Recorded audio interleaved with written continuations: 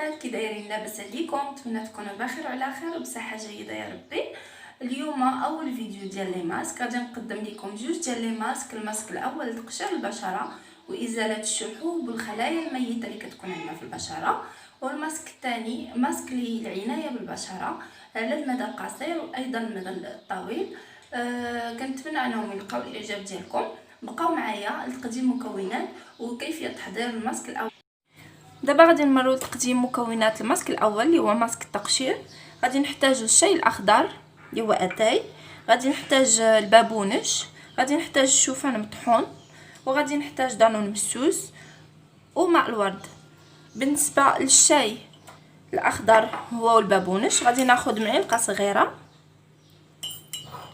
ديال الشاي الاخضر، غنضيف لها معلقه ديال البابونج حتى هي معلقه صغيره، غادي نضيف عليهم الماء الساخن وغادي نقعوهم فيه حتى يطلقوا، ومن بعد نستعمل داك الماء اللي غادي يطلق ليا فيه الشاي والبابونج. انا ديجا درتهم وخليتهم حتى طلقوا، هما كي كتشوفوا الماء ديالهم صافي ولا واخد واحد اللون مغلوق، يعني طلقوا ليا مزيان. من بعد كناخذ واحد المعلقه كبيره ديال الشوفان، كنضيف ليها معلقه ديال دانون مسوس، دانون طبيعي، معلقه كبيره ممتلئه. كنزيد عليهم قياس معلقه كبيره ديال هذا الخليط هذا اللي درت ديال الماء البابونج وماء الشاي.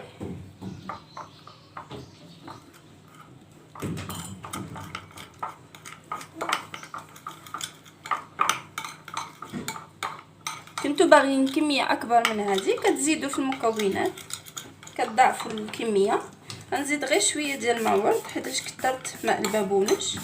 صافي الخليط ولا عندي هو هذاك،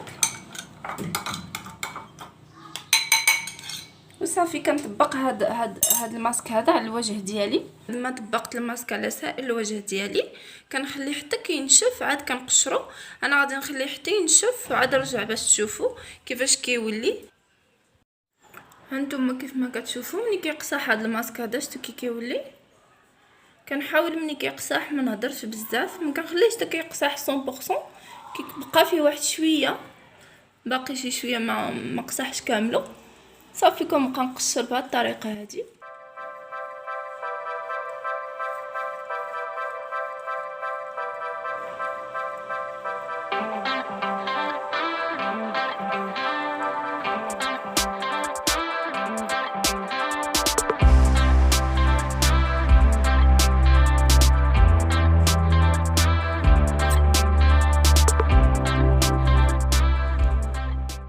هانتوما كيف ما كتشوفوا من بعد ما قشرت الماسك ديالي وغسلته، شوفوا على النتيجه، كيعطي نتيجه فوريه، واحد الملمس رائع للبشره.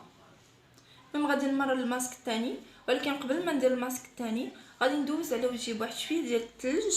غادي نمرر واحد المكعبات ديال الثلج اللي ديجا انا محضره، ديال الثلج والخيار باش يبردوا ليا شي شويه لابو ديالي وترتاح واحد شويه بما كنكون حضرت الماسك الثاني. نتوما كنمرر على الوجه ديالي هاد المكعبات ديال الثلج اللي ديجا انا محضراهم بالخيار. ساهلين، كتحكوا الخيار وكتديروه في كتزيدوا له الماء وكتديروه في دوك ديال الثلاجه. انا اختاريت نديرهم في هادو شكل دائري، عندهم واحد الشكل دائري، هادو ديال البيض ديال البلاستيك وما فاش كنديرهم. وديما كنحطهم هادو فاش كندير شي ماسك ديال التقشير كنبرد بهم شي شويه الوجه ديالي، بما كنعاود نضيف ماسك اخر. هانتوما بهذا الشكل كنمررهم على الوجه ديالي.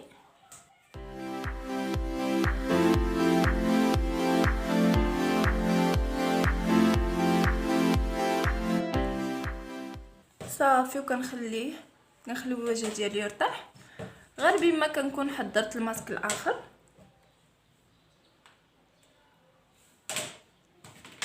عرفتي منعش مع ديك البروده والريحه ديال الخيار، يا سلام.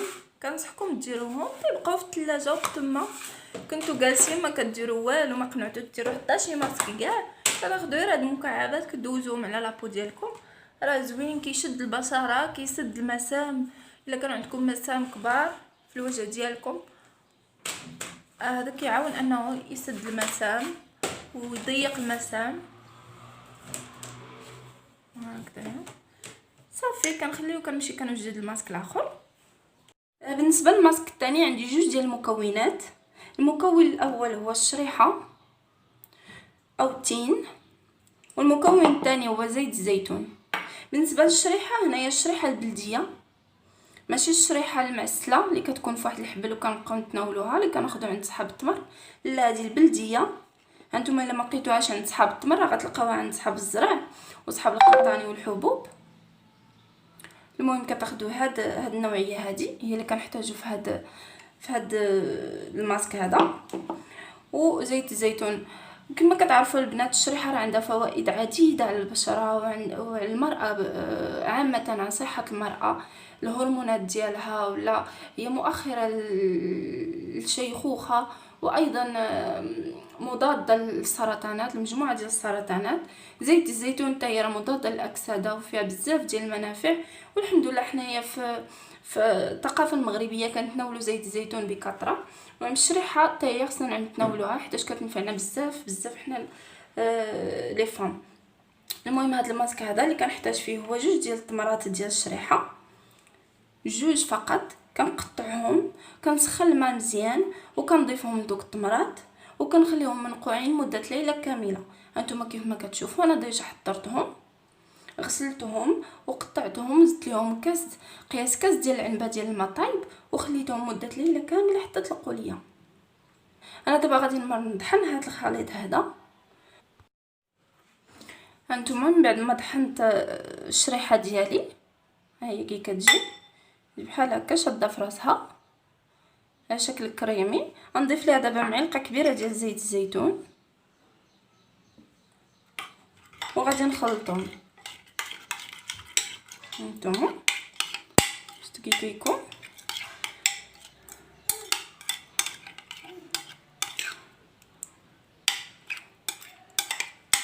كنطبقوا على البشره ديالي صافي. من بعد ما ارتاح الوجه ديالي من الماسك الاول، دابا كنطبق الماسك الثاني على سائر الوجه ديالي.